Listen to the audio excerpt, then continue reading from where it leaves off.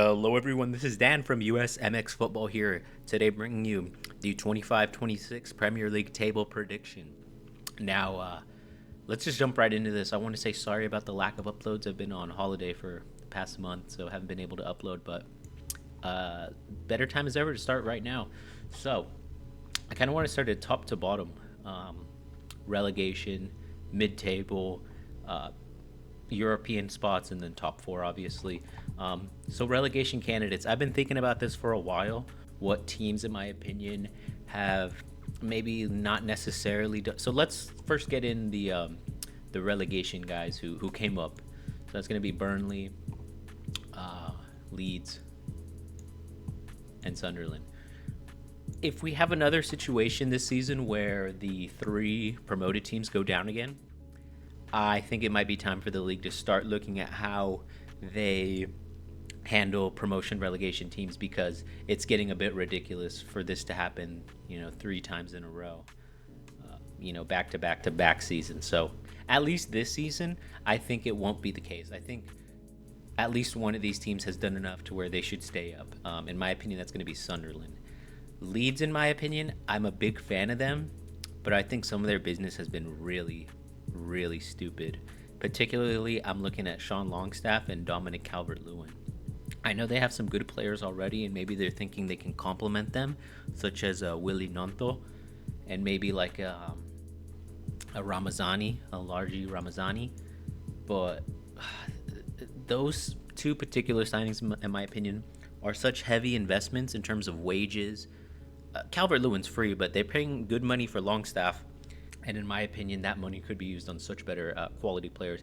So just look at Sunderland. So Sunderland bought Adingra and Xhaka for big money, yes. But those, in my opinion, are quality players who are going to be guaranteed to keep you up. So I think Sunderland's going to be out of this. Between Leeds and Burnley, I think it's going to be, where I think it's going to be. And see, I struggle to say Burnley because they bought. Their signings in particular are a bit more unknown for me, because I think Leslie Ugachukwu, Armando Broya, and Bashir Humphreys, they're all ex-Chelsea guys, so I'm familiar, with their game. Do I think they're good enough to stay up? Broya in particular, if he can stay fit, maybe.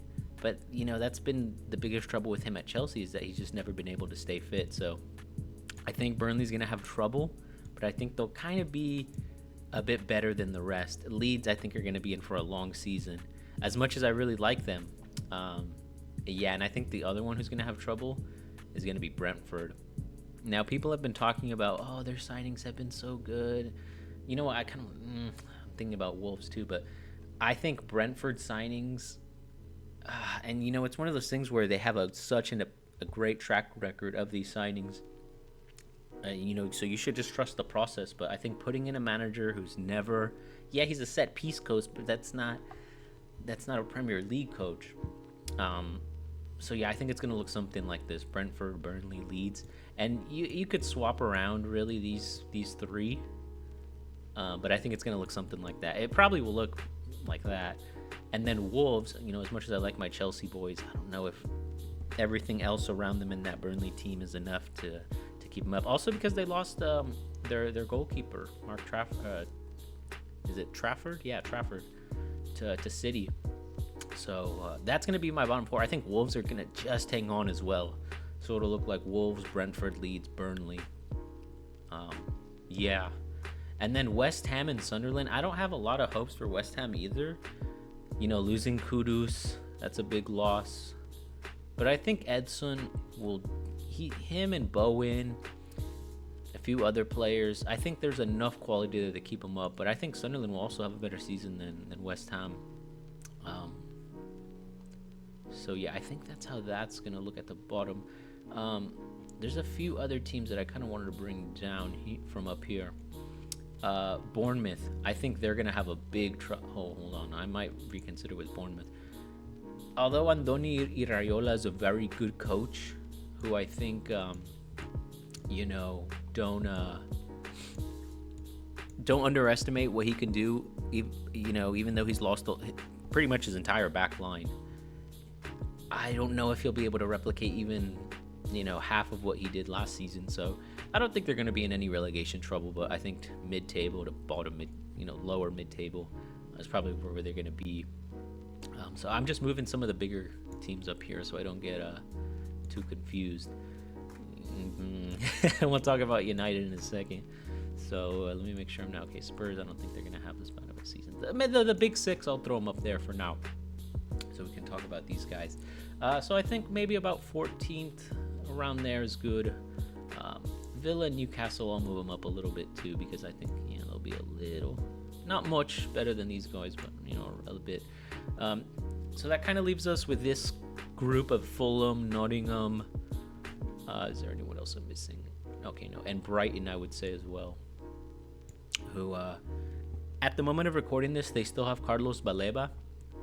And if they were to lose him to Man United, they're going to have a lot of money. But it is very late in the transfer window for me to think, who could they bring in. But, never underestimate Brighton. Palace as well. They're going to lose Mark Guehi, possibly Eze. I don't know. If they were to lose those two guys, I'd probably move them down a bit more. I'm probably going to assume that and just have them like just above Bournemouth, I think. Yeah, Brighton, I think they'll be fine, even losing Baleba. Everton's a weird one. They are going to be in a new stadium, and that's always, first season, it's always kind of weird for a club acclimating to that new environment. However, I think with Moyes and with the two signings in particular being Kieran Dewsbury-Hall and Jack Grealish, I think they're going to be well in the top half. In my opinion, they might finish over Newcastle. Yeah. And Fulham, just very mid-table club. I think you can swap them and Nottingham Forest around. It shouldn't make much of a difference. But Forest, I don't think they're going to replicate, what they did last season. They signed some interesting players. In particular, James McAtee, I think, could be exciting there. Him and Gibbs White, don't forget he stayed. But as well as playing European football, I just don't see them having a particularly strong campaign. I think that's going to be a knock with them in Palace, actually. And that because they're going to be playing European football, they just won't have as much, energy to focus on the league. So that leaves us, I think, Brighton. I think Everton are going to have a pretty good campaign. Newcastle, I think I saw a chart that they were the most pessimistic team in the league, which is, that's saying something. So, it's not exciting, the saga that's going on with Isak. But, they brought in a few I don't want to say good players, because they're not Isak's quality, but yeah, I'll just have them at 9th. I think that's fine. Villa, I might move them a little bit lower. And this United, okay, so let's get into now the European spots. United, we'll start with them.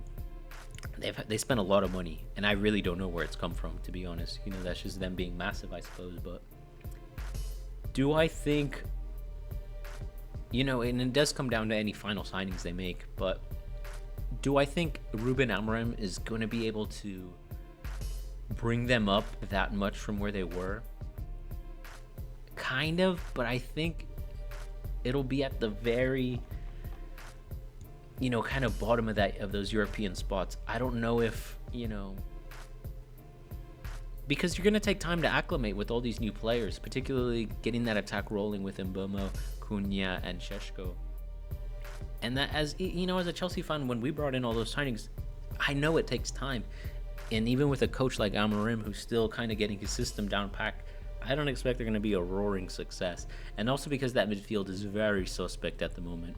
They can be got at very easily in the counter-attack or in transition. So I think around 7th or 8th is where I'm going to have them. Probably 7th.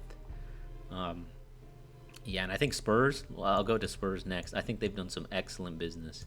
Thoroughly impressed in what they've done. And I want to say 5 or 6, right around there. I'm not sure. I think this season, European Premier League teams are still going to be able to have the top 5. But I think with Spurs also playing Champions League football, that's going to be very heavy for them. So I think at probably 6th is where I'll put them. Villa, I don't think that they've had that good of a campaign, also because they might lose Ollie Watkins. So I'm going to move them much lower down. See, a lot of I feel like I'm kind of short a few positions, but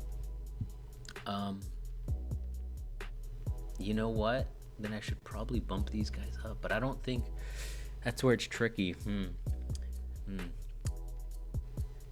See, I think European football is going to be heavy for a lot of these teams, but I think Spurs, even sixth.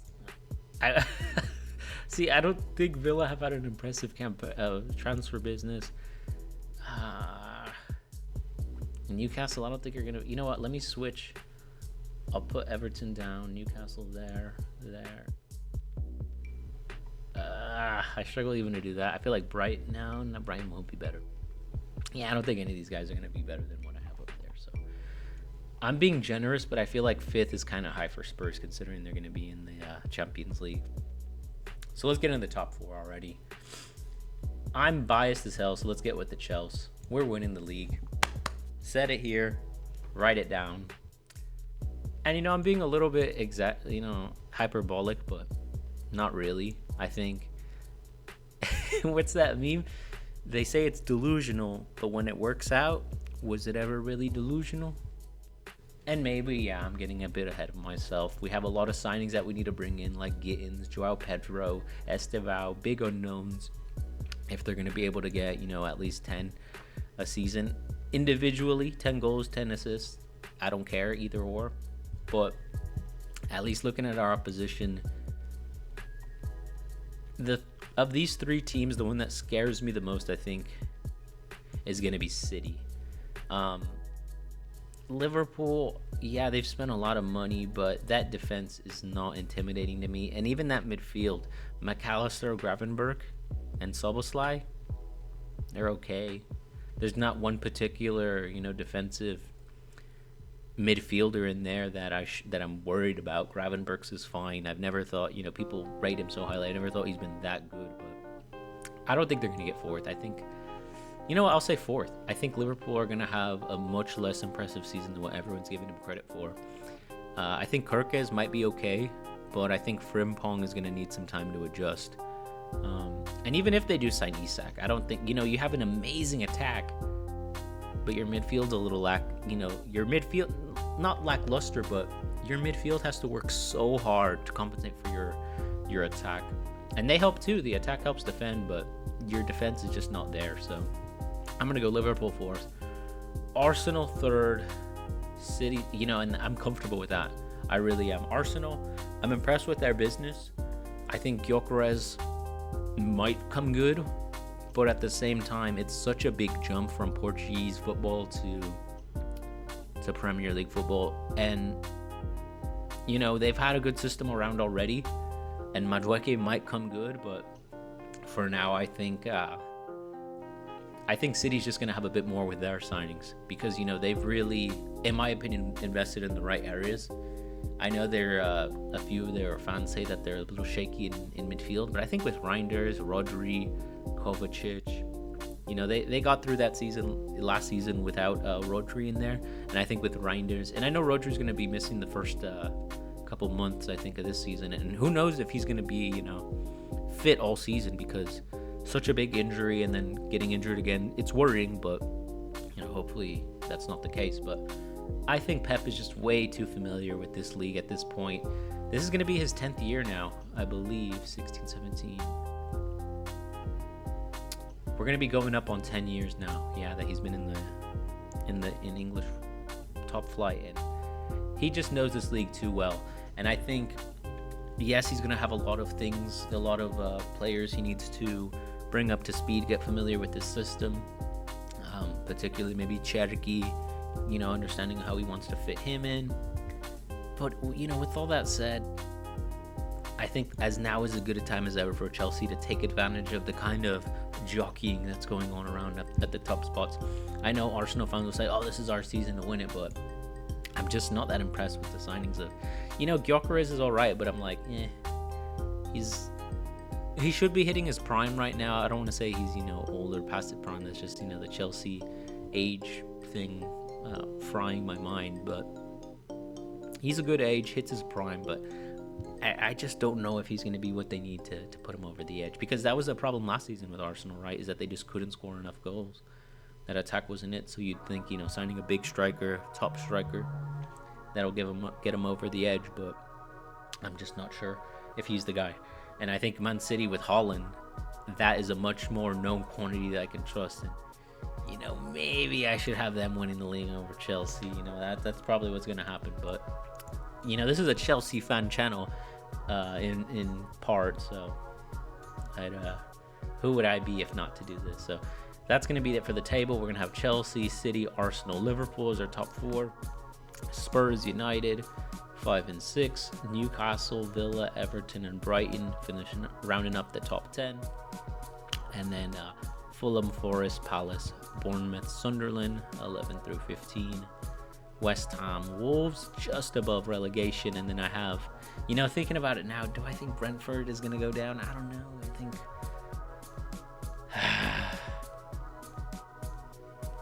I think Brentford's going to stay. Having thought about it enough, I'm like, I think I'm just going to trust Brentford. And who would I have go down? I'll go with Wolves. I'll switch them around last minute. Sorry, I budged. I'm going to trust the process of Brentford's scouting staff. So, my bad. I have Wolves, Leeds, and Burnley going down. And I'll finish it like that. So, hope you guys enjoyed. Oh, didn't know this was part of it. Well, I don't think there's going to be a lot. I think there's going to be a much more competitive league this year. So, I would say maybe like 83. Nothing too crazy. So yeah, that's going to be the end of the video. I hope you guys enjoyed. I have a few other Chelsea videos coming out, how we did in the transfer window. Obviously, we have the game Sunday versus Palace. Go over that. So stay tuned. Sorry about the lack of uploads over the past month. We'll definitely be back at it. So hope you guys enjoyed. Have a good one. Don't forget to like, comment, and subscribe. And I'm out of here. Peace.